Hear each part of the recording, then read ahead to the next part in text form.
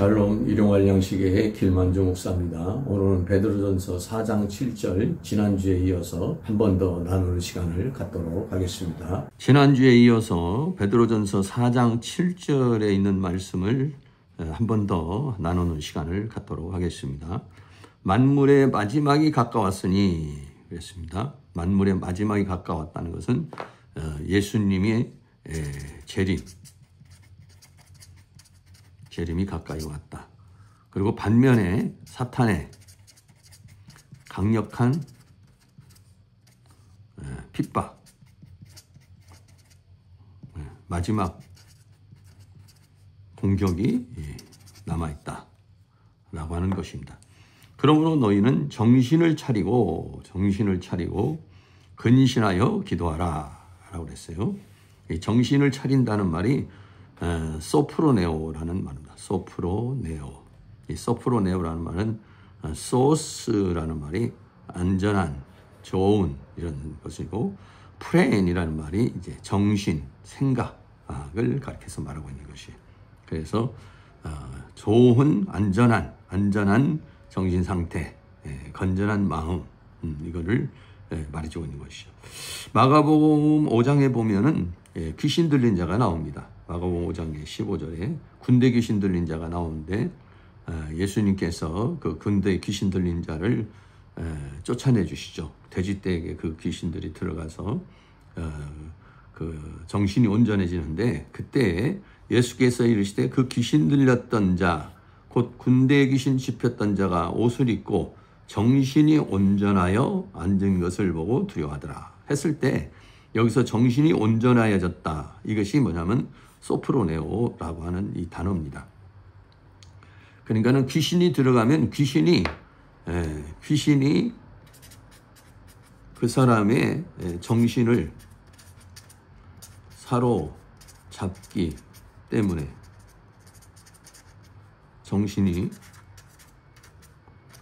온전치 못한다. 이 상태에 있던데 그 귀신이 떠나고 나니까 정신이 온전해졌다 라고 말했어요. 그래서 그런 거와 마찬가지로 우리가 정신을 차려야 된다 해서 이 정신을 차린다는 이 부분을 오늘 조금 더 나누는 시간을 갖도록 하겠습니다. 정신을 차리고 살아야 한다. 왜냐하면 마귀는 사람의 정신을 분열시킨다는 것이에요. 그래서 정신병증에 의해서 정신분열병이라는 말이 있죠.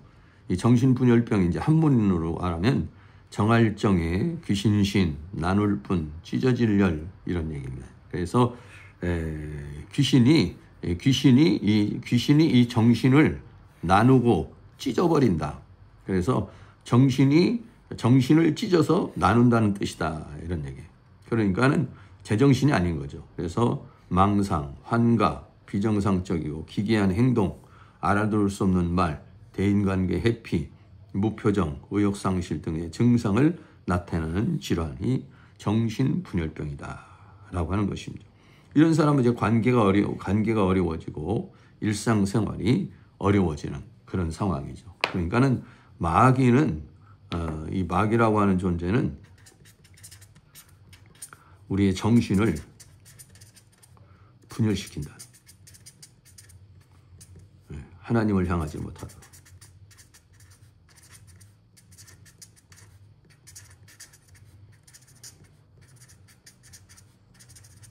하고 진리를 따라 살지 못하도록 한다. 분별하지 못하게 한다는 것입니다. 그래서 정신을 차려야 된다라고 하는 것이죠. 정신을 차리는 일도를 하려면 어떻게 하냐? 성령으로 충만해야 된다.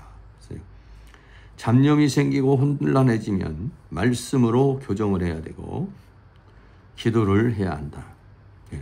진리를 깨달으려면 혼선이 사라진다. 진리가 와서 정신이 온전해지고 진리를 깨닫게 되면 여러 가지 그런 미혹이나 혼선이 사라진다. 하나님과 연결이 되면은 혼선이 사라진다. 이 혼선이라는 말이 이제 이 미혹, 유혹, 또 분열 이런 것들이 이제 사라지게 되는 것이죠. 하나님과의 영적 연합은 전파와 같다. 사단이 역사하면 하나님과의 영적 교신이 혼선이 온다. 이럴 때는 기도를 통하여 사이클을 맞춰야 한다. 하나님께 사이클을 맞춰야죠. 사이클이 맞아지면 혼선이 사라지고 소리가 맑아지고 정신이 맑아지게 되는 것이죠. 그렇기 때문에 우리가 늘 깨어서 기도하고 또 말씀을 보아야 하는 이유는 세상을 살다가 보면은 세상과 세상에 있는 것들로 인해서 미혹을 당하고 또 혼선이 오고 또 여러 가지 많은 것들이 우리 안에 들어와서 우리를 정신을 차리지 못하게 한다. 있는 것이죠. 그렇기 때문에 하나님의 말씀과 기도는 정신을 차리게 한다. 있는 것이죠.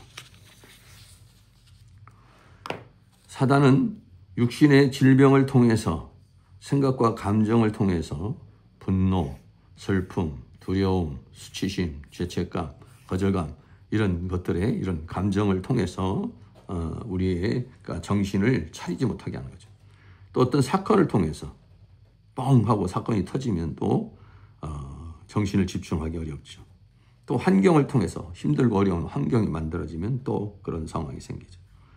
또 세상과 세상에 있는 것들 그런 것을 통해서 우리의 정신을 분열시킨다. 집중하지 못하도록 한다는 것이죠.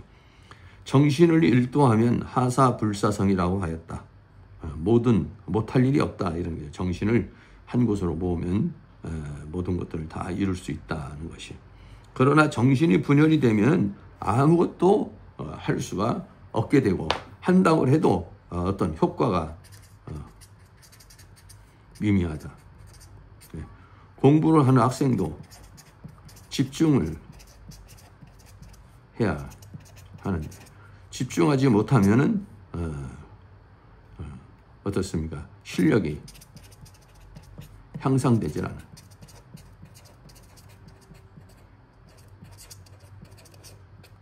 또 믿는 자도 역시 마찬가지로 집중해야 더 큰 효과를 낸다. 그렇지 않으면은 시간만 많이 지나가고 효과를 보지 못하는 그런 경우가 생기게 된 것입니다. 만물의 마지막이 가까울수록 사탄의 역사는 더욱 강렬해집니다. 그러므로 정신을 차려야 합니다. 영적 컨트롤이 깨지지 않도록 조심해야 한다. 한번 깨지면은 복구하기가 쉽지 않다는 것이죠. 그래서 정신을 차려야 선과 악을 분별한다. 하나님께로부터 오는 것인지 사탄에게 오는 것인지를 분별할 수가 있는 거죠. 생명인지 사망인지 분별을 하게 되는 것입니다. 그래서 매일같이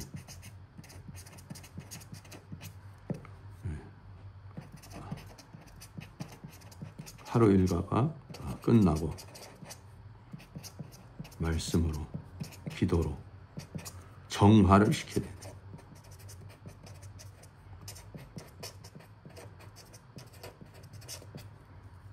내 생각과 감정에 들어온 것을 쫓아내야 됩니다.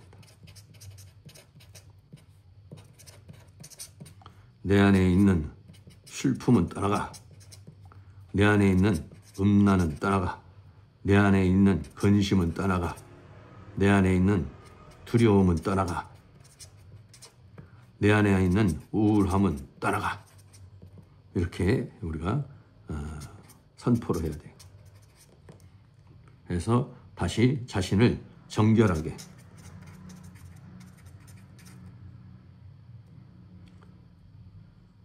정결케 해야 한다. 매일. 그래야지 깨끗한 상태가 돼서 정신을 차리고 우리가 살아갈 수가 있게 되는 것입니다. 정신 차린 삶을 살려면 다니엘과 같은 삶이 필요하다. 다니엘은 어떻습니까? 뜻을 정했다는 것이죠. 계획을 세워야 된다는 거예요. 규칙적인 삶을 살아야 된다라고 하는 것이죠. 하루에 3번 기도의 삶을 살았던 것이죠. 언제나 푸른 소나무가 되어야 한다. 생각이나 감정에 기복이 일어나지 않도록 해야 되고, 기복이 일어나면 이것을 다시 안정시켜야 된다. 그래야 감정에 사로잡히지 않는다. 잠자는 시간과 일어나는 시간, 말씀을 보는 시간이나 기도하는 시간, 삶이 단순해야 한다. 삶이 복잡하면 사탄이 들어오는 통로가 너무 많아서 막지를 못한다. 그랬습니다. 그래서 영의 사람은 단순해야 돼요.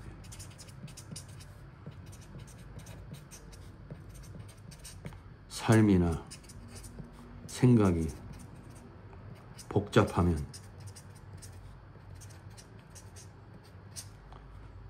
자신을 지키기 어렵다. 정신을 차리기 힘들다. 것입니다. 그래서 만물의 마지막이 가까웠으니 너희는 정신을 차리고 그리고 깨어서 근신하여 기도하라 라고 그렇게 말하고 있습니다. 세상은 계속해서 만물이 가까워서 주님이 오실 재림이 가까이 올 때에 원수 마귀는 또 강력히 다양한 형태로 우리를 공격하기 때문에 이 공격에서 이기려면은 정신을 차리고 우리가 살아야 된다는 것을 우리에게 말해주고 있는 것이죠. 늘 정신을 차린 삶, 영적인 그런 상태를 유지해서 승리하는 삶을 살아가기를 바랍니다. 오늘은 베드로전서 4장 7절에서 만물의 마지막이 가까웠으니 정신을 차리고 근신하여 기도하라고 하는 부분에서 정신을 차린다는 이 부분을 함께 나누었습니다. 세상과 세상에 있는 것들, 또 원수 마귀는 다양한 형태로 우리가 정신을 집중해서 하나님에 집중하고 말씀에 집중하여 살지 못하도록 미혹하고 우리의 감정을 자극합니다. 이러한 시대에 우리가 하루를 살고 나면은 여러 가지 많은 혼란한 그런 생각들과 감정을 말씀과 기도를 통해서 우리가 정화시키는 그런 삶을 살아야만이 우리들이 정신을 차리고 하나님의 말씀과 성령 안에서 살아갈 수 있는 것이죠. 그래야만이 하나님께서 원하는 삶을 살아갈 수가 있는 것입니다. 늘 하나님의 말씀과 기도와 성령의 충만한 가운데 정신이 집중되어서 하나님과 하나 된 삶을 살아갈 수 있기를 주의 이름으로 축복합니다. 감사합니다.